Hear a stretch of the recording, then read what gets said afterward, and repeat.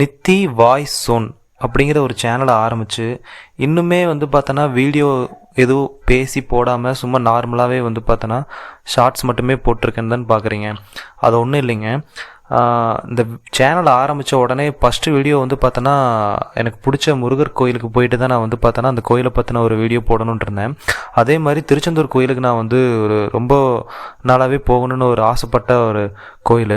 So இந்த video ஃபுல்லாக அந்த கோயிலை பற்றி நான் போய் இந்த கோயிலில் என்ன ஃபீல் பண்ணேன், அதே சமயம் அந்த கோயிலில் என்னென்ன விஷயமெல்லாம் வந்து மாறி இருக்குது, ஸோ அங்கே கிடைச்ச தரிசனம் என்ன அப்படிங்கிறத பற்றி தான் அந்த வீடியோவில் ஃபுல்லாக பேச போகிறோம்.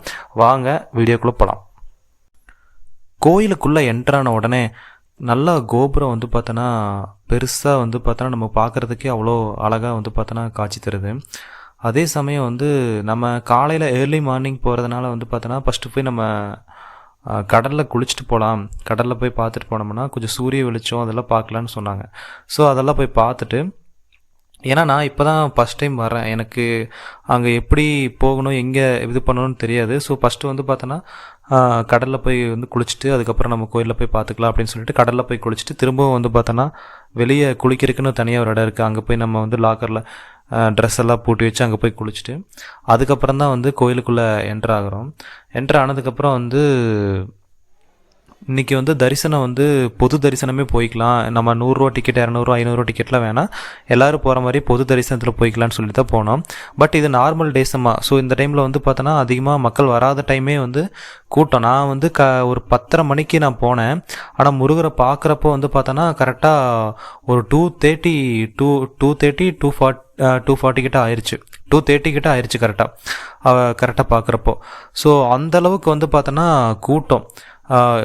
ஃபஸ்ட்டெல்லாம் 2020 நான் கேள்விப்பட்ட வரைக்கும் ஃபஸ்ட்டு சாமியை பார்க்கணும் அப்படின்னா ஒரு அரை மணி நேரம் மேக்ஸிமம் அரை மணி நேரம் இல்லைனா 20 மினிட்ஸ்லேயே வந்து பார்த்தோன்னா உள்ளே வந்து பார்த்துடலாம் அப்படிங்கிற மாதிரி தான் சொன்னாங்க.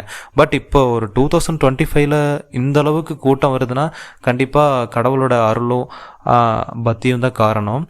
ஸோ அந்த கூட்டத்தெல்லாம் தாண்டி அதுக்கப்புறம் போய் கடவுளை பார்க்குறக்கே வந்து பார்த்தோன்னா அவ்வளோ சந்தோஷமாக இருந்துச்சு. ஆனால் உள்ளே வந்து மொபைல் ஃபோன் நாட் அலௌடு.